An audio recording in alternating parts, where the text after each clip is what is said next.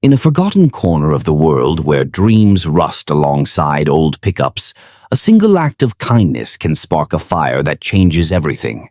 Elias Kane, a weathered carpenter with calloused hands and a heart heavy with loss, never imagined that stopping to help a stranger would pull him into a world of wealth, secrets, and a love he never thought he'd find again. Stranded on a dusty road was Nora Caldwell, a woman whose elegance hid a past she couldn't outrun. She was no ordinary traveler. She was the silent force behind a billion-dollar empire. What began as a fleeting moment of compassion would unravel into a journey of redemption, danger, and the discovery that sometimes the smallest spark can light up the darkest night. But with enemies circling, secrets threatening to tear them apart, and Elias's own scars holding him back, can their bond survive the storm? Or will the forces against them snuff out their chance at a new dawn? If you believe in the power of second chances, the strength of unlikely love, and the magic hidden in everyday moments, this is a story you won't want to miss. Hit subscribe, turn on notifications, and settle in for a tale that will tug at your heart and keep you guessing until the very end. Now, let's dive into From Dust to Dawn. A struggling single father helped a woman stranded on the road. She turned out to be a billionaire with a secret that would change his life forever. The roadside. The sun hung low over the endless stretch of Route 47, casting long shadows across the cracked asphalt. Elias Kane gripped the steering wheel of his battered Ford pickup, the engine's familiar rumble a steady companion in the quiet of the New Mexico desert. Dust swirled in the rearview mirror, a reminder of the long day he'd left behind at the construction site. His hands, rough from years of wielding hammers and saws, ached as he flexed them. At 36, Elias was no stranger to hard work, but today the weight of it felt heavier, tangled with worry about his 12-year-old daughter, Lila, and the bills piling up on the kitchen counter. "Daddy, are we gonna be late for dinner?" Lila's voice broke through his thoughts, soft but curious. She sat in the passenger seat, her freckled face pressed against the window, sketching imaginary shapes in the condensation. "Now, kid," Elias said, forcing a smile, "we'll make it. Grandma's probably got her famous chili simmering already." He glanced at her, his heart tightening. Lila was his anchor, the reason he kept going after his wife, Sarah, had been stolen by cancer 5 years ago. Every day was a battle to give her the life she deserved, but lately it felt like he was losing ground. As they rounded a bend, Elias's eyes caught a glint of silver on the roadside. A sleek Mercedes-Benz convertible sat awkwardly on the shoulder, its hazard lights blinking like a distress signal. Beside it stood a woman, her silhouette sharp against the fading light. She was dressed in a cream-colored blazer and tailored slacks, her auburn hair catching the last rays of the sun. She didn't belong here, not in this stretch of nowhere where coyotes outnumbered people. "Dad, look," Lila pointed. "That lady needs help. Her car's all fancy, but it's stuck." Elias hesitated.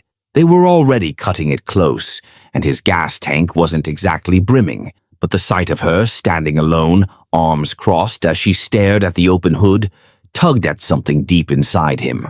"All right," he said, easing the truck onto the shoulder. "Stay here, Lila. I'll check it out."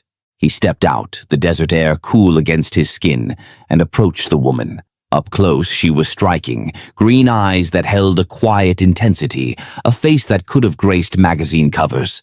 But there was a tension in her posture, like a deer ready to bolt.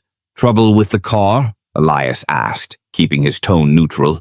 She turned, her gaze assessing him in a single sweep. "You could say that," she replied, her voice smooth but edged with frustration.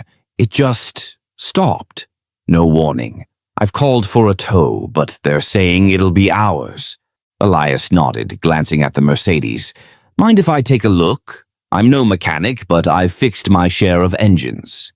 She hesitated, then stepped aside. "Be my guest. I'm Nora, by the way."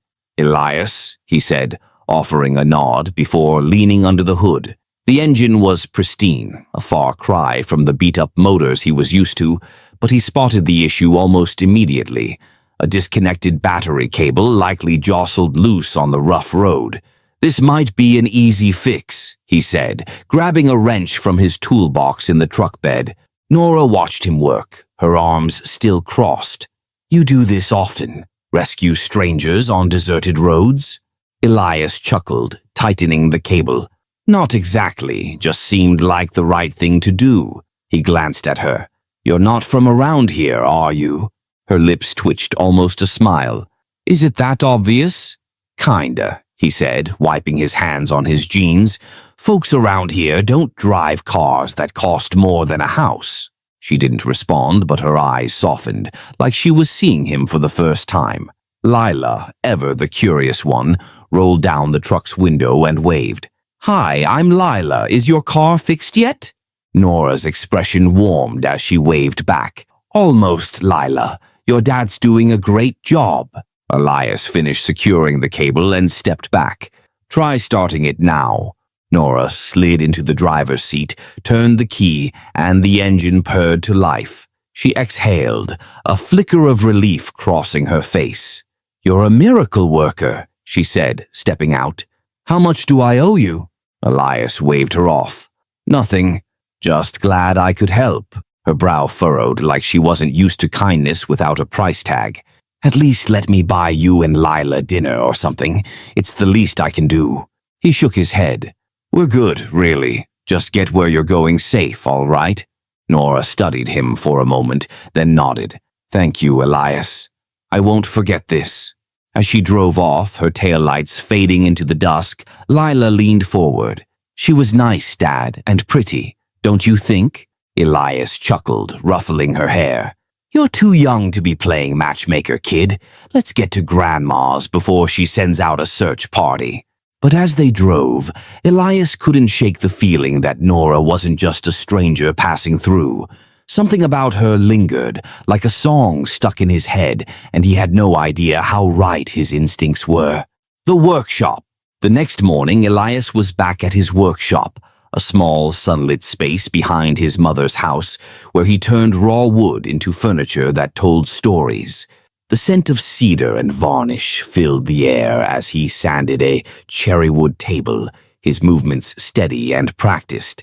This was his sanctuary, the place where he could quiet the noise of the world. But today his thoughts kept drifting to Nora, the way her eyes had held his, the weight behind her words.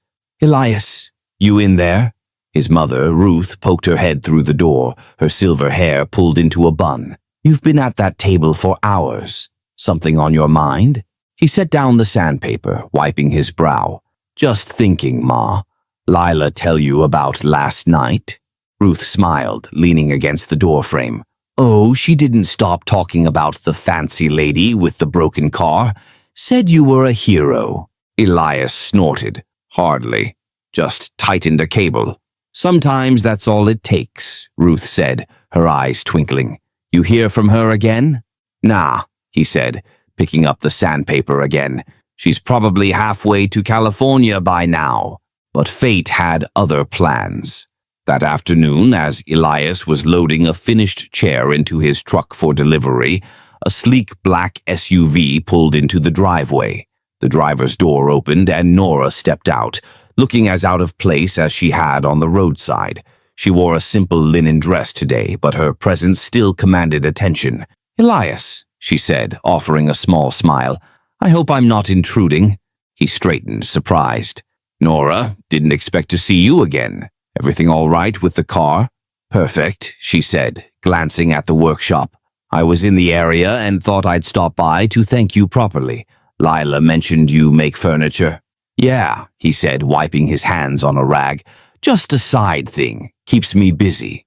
"May I see?" she asked, her curiosity genuine. He hesitated, then gestured toward the workshop. "Sure. It's not much, but it's mine." Inside, Nora's eyes roamed over the pieces, tables with inlaid designs, chairs carved with subtle patterns, a bookshelf that seemed to glow in the sunlight. "These are beautiful," she said, running her fingers along the edge of a walnut dresser. "You have a gift." Elias shrugged, uncomfortable with praise. Just something I picked up over the years. My dad taught me. She turned to him, her expression thoughtful. You ever think about doing this full-time? Selling to a bigger market? He laughed lightly. Sure, in my dreams, but dreams don't pay the bills, and I've got Lila to think about. Nora nodded, but her eyes held a spark, like she was piecing something together. Fair enough, but if you ever change your mind, I know a few people who'd love work like this. Thanks, he said, unsure what to make of her offer. You sticking around town? For a bit, she said, her tone vague. Business to take care of. Before he could ask more, Lila burst out of the house, her ponytail bouncing. Nora, you came back. Want to see my sketchbook? Nora's smile widened. I'd love to, Lila. As the two sat on the porch, Lila chattering about her drawings, Elias watched from the workshop door, a strange warmth spreading through him. Nora didn't belong in their world, but she fit somehow, like a puzzle piece he hadn't known was missing. The offer. A week later, Elias's life took a turn he never saw coming. He was at the construction site, hauling lumber under the midday sun, when his phone buzzed. The caller ID showed an unfamiliar number, but something told him to answer. Elias Kane, a polished voice said. This is Margaret Voss with Caldwell Enterprises. We're interested in your work and would like to discuss a potential opportunity. Elias frowned, wiping sweat from his brow. My work, you mean carpentry? Precisely, Voss said. Our CEO, Nora Caldwell, recommended you. We're launching a new line of artisanal furniture, and we believe your skills would be a perfect fit. Would you be available for a meeting tomorrow? Elias's mind reeled. Nora Caldwell, the woman from the roadside, was a CEO? Yeah, I can make it, he said, his voice unsteady. Excellent. I'll send the details. When he hung up, Elias stared at the phone, his thoughts racing. Why would someone like Nora, with her billion-dollar world, take an interest in him? It didn't add up, but the flicker of hope in his chest was hard to ignore.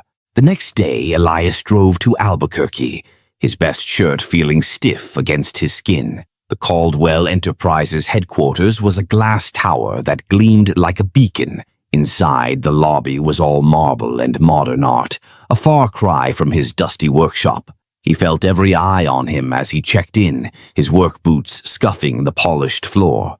Margaret Voss, a brisk woman in her 50s, greeted him and led him to a conference room. Nora was already there, dressed in a tailored suit, her presence commanding yet warm. Elias, she said, standing to shake his hand. Thank you for coming. He nodded, his throat tight. Didn't expect to see you here.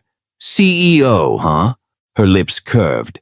I don't advertise it. Keeps things simpler.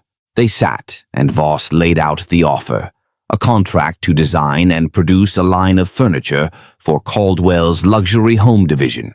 The salary was more than Elias made in 2 years at the construction site, with benefits and a studio space included. It was the kind of opportunity he'd never dared dream of. This is a lot, Elias said, his voice low.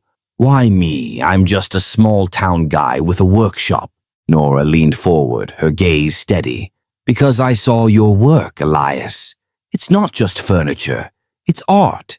You tell stories with every piece, and that's rare. I believe in you. He looked down at his hands, calloused and scarred. I don't know if I'm cut out for this world, Nora. I've got Lila, responsibilities. I can't afford to take risks that don't pan out. I understand, she said, but this isn't a risk. It's a chance to do what you love, to build a future for you and Lila.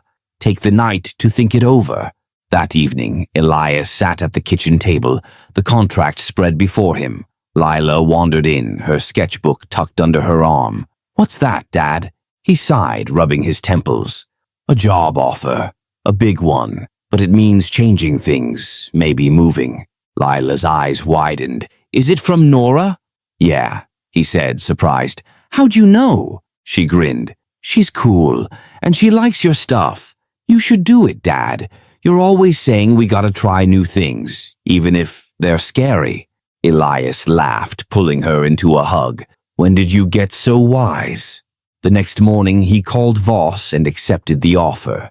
As he hung up, a mix of fear and excitement settled in his chest.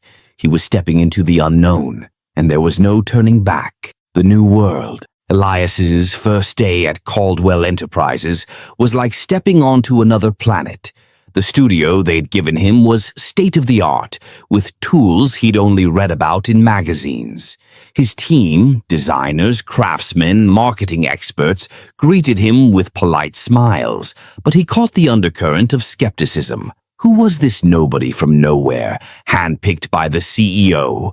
His supervisor, Derek Holt, a slick man with a permanent smirk, made his doubts clear. "Elias, right?" he said, leaning against a workbench. "Heard you're Nora's special project. Hope you can keep up.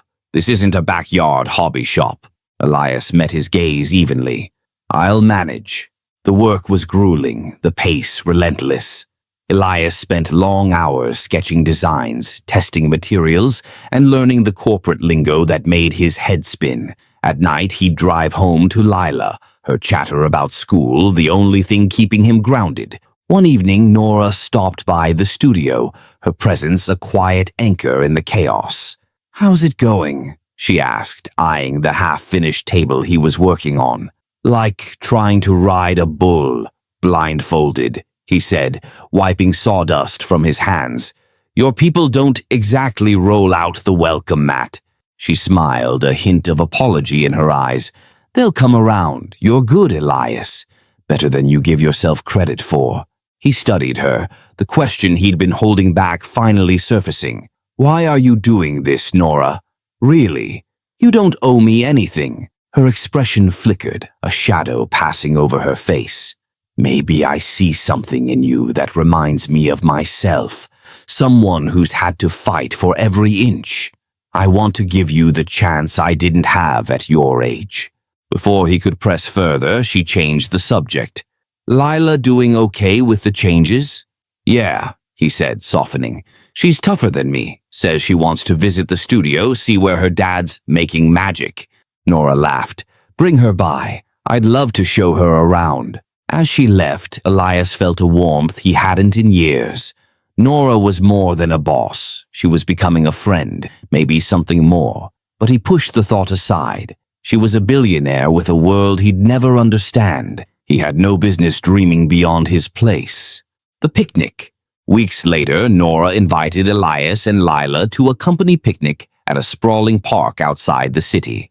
It was a chance to unwind, she said, and Lila was thrilled at the prospect of games and ice cream. The park was alive with laughter, the scent of grilled burgers mingling with the freshness of cut grass.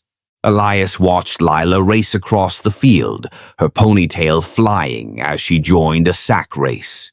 Nora sat beside him on a checkered blanket, her usual polish softened by jeans and a simple sweater. "She's got your spirit," Nora said, sipping lemonade. "She's got her mom's fire," Elias replied, his voice tinged with nostalgia. "Sarah could light up a room just by walking in." Nora's gaze softened. "You miss her." "Every day," he said, his eyes on Lila. "But Lila keeps me going. She's my why." They fell into easy conversation, sharing stories of their pasts. Elias told her about growing up dirt poor, learning to build with his father's old tools. Nora, to his surprise, opened up about her childhood, raised in foster care, clawing her way to the top through sheer will. "I never had a family like you and Lila," she said, her voice quiet. "I built my empire to prove I was enough, but sometimes I wonder if I missed the point." Elias looked at her, seeing the woman behind the CEO. "You're enough, Nora. More than enough." Her eyes met his, and for a moment, the world narrowed to just them. But Lila's shout broke the spell, calling them to join a tug-of-war game. They laughed, stumbling through the grass, and Elias felt something shift, a connection he wasn't ready to name. The storm. Back at work, the whispers about Elias grew louder. Derek, his supervisor, made no secret of his disdain, dropping snide comments about Nora's pet project. During a team meeting, he challenged Elias's latest design, calling it amateur. The room went silent, all eyes on Elias. He kept his cool, laying out his reasoning with calm precision. "It's not about flash," he said. "It's about function, about pieces that last. That's what people want." To his surprise, one of the designers nodded. "He's got a point. The market's shifting toward authenticity." Derek's smirk faltered, but the tension lingered. Later, Elias overheard two colleagues in the break room. "He's only here because Nora's got a soft spot for him," one said. "Bet he's out by next quarter." The words stung, but Elias buried the doubt. He had Lila to think about, and he wasn't giving up. That evening, Nora called him to her office. "I heard about the meeting," she said, her tone serious. "Derek's out of line. I'll handle it." "Don't," Elias said, his voice firm. "I need to earn their respect, not have it handed to me." She studied him, then nodded. "Fair enough. But I'm here, Elias. You don't have to fight alone." Her words stayed with him, but so did the growing unease. Nora's world was a battlefield, and he was starting to feel the weight of it. The threat. The storm broke a week later. Elias was in the studio, refining a new chair design, when his phone buzzed with a text from an unknown number. "Back off, Kane. You don't belong here." Attached was a photo of Lila at school, taken from a distance. His blood ran cold. He called the school, confirming Lila was safe, then drove to Nora's office, his hands shaking with rage. She was on a call, but ended it the moment she saw his face. "Someone's watching Lila," he said, showing her the text. "This isn't a game, Nora. Who the hell is doing this?" Her face paled, but her voice was steady. "I think I know. His name's Victor Grayson. He's an old rival. He's been trying to undermine me for years." "Rival?" Elias snapped. "This is personal. He's going after my kid." Nora's jaw tightened. "I'll handle it. I have people who can trace this. He won't touch Lila, I promise." Elias wanted to believe her, but the fear gnawing at him was relentless. That night, he sat by Lila's bed, watching her sleep, the weight of his choices crushing him. He'd taken Nora's offer to give Lila a better life, but at what cost? The fight. The next day, Nora's security team traced the text to a burner phone linked to one of Grayson's associates. She called Elias to a private meeting, her expression grim. "Victor's escalating," she said. "He's targeting you to get to me." "I'm sorry, Elias." "Don't be," he said, his voice hard. "Just tell me how we stop him." She slid a folder across the table. "This is everything we have on him. Shady deals, offshore accounts. If we leak it, it'll ruin him. But it's a last resort. He'll come after us harder." Elias nodded, his mind racing. "Then we play smarter. Let's set a trap." They devised a plan. Elias would publicly announce a new furniture line, drawing Grayson's attention. Nora's team would monitor his moves, catching him in the act. It was risky, but Elias was done running. The announcement went live, and within days, strange things happened. Tools went missing, designs were tampered with. But Nora's team was ready, catching one of Grayson's men red-handed sabotaging the studio. The evidence was enough to file charges, and Grayson's empire began to crumble under the scrutiny. But victory came at a cost. The stress took its toll on Elias, and he found himself questioning everything. Was this world worth it? Was he losing himself to prove a point? The choice. One evening, as Elias worked late in the studio, Nora appeared, her face softer than he'd ever seen. "You did it," she said. "Grayson's out of the picture. You're safe. Lila's safe." He set down his chisel, exhaustion etched into his features. "Yeah, but at what cost? I came here to build a life for Lila, but I'm barely seeing her. This isn't me, Nora." She stepped closer, her voice gentle. "Then what do you want, Elias? Really?" He looked at her, the truth spilling out. "I want to build things that matter, not for some corporate machine, but for people. A shop of my own where I can teach kids like I was." Give them a chance. Nora smiled, her eyes shining. Then do it, and let me help. With her support, Elias began planning his own workshop, a community space for crafting and learning. Nora provided the funding, but the vision was his. As the plans took shape, their bond deepened, a quiet understanding growing between them. The dawn, the grand opening of Kane's Craft Haven, was a bright spot in the desert, the workshop buzzing with neighbors, friends, and curious strangers. Lila darted around, showing off her own small projects, while Elias stood by the entrance, his heart full. The sign above read, "Built on heart, crafted with care." Nora arrived, her presence understated but powerful. She handed Elias a small wooden box, intricately carved. "Open it," she said. Inside was a key, engraved with their initials. "It's to a new studio space," she said, "for when you're ready to grow this dream." Elias's throat tightened. "Nora, I don't know what to say." "You don't have to," she said, her hand brushing his. "Just keep building." As the day wound down, Elias, Nora, and Lila sat on the workshop's porch, the desert sky ablaze with stars. Lila leaned against Elias, her voice sleepy. "This is the best day ever, Dad. Can Nora stay with us always?" Elias glanced at Nora, her eyes meeting his with a warmth that felt like home. "Maybe," he said, his voice soft. "If she wants to." Nora smiled, her hand finding his. "I think I do." And under that endless sky, they sat together, a man who'd found his purpose, a woman who'd found her heart, and a girl who'd brought them together. The road ahead was theirs to build, one moment, one dream, one dawn at a time. Wow, what a journey! Elias and Nora's story was a roller coaster of heart, hope, and the power of kindness. Now, I want to hear from you. Where are you watching from? What part of their tale hit you the hardest?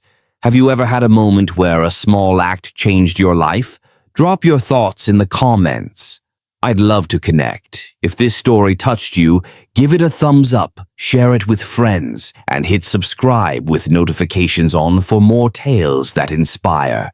Thank you for joining us, and until next time, keep believing in the magic of second chances. See you soon.